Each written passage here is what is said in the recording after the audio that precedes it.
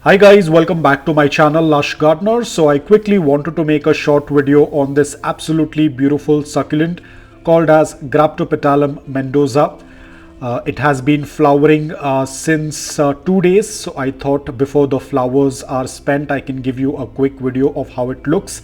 The entire pot looks like I have put in some flower cuttings, looks more like a flower vase than a succulent arrangement.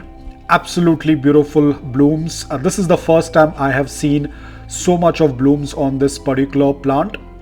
Again, no fertilizers have been added. It gets a good amount of morning direct sunlight for 5 to 6 hours. It is slightly underwatered, that's why you can see the rosettes are closed inwards and very compact. But overall the plant is doing extremely well. I will be watering it in some time.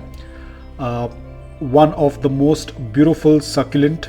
It is a clumping succulent, tends to grow in a bunch.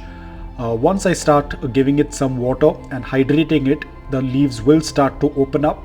But before watering it, I thought I will give you a quick look of this succulent because it's definitely going to look very different once the rosettes start to open up.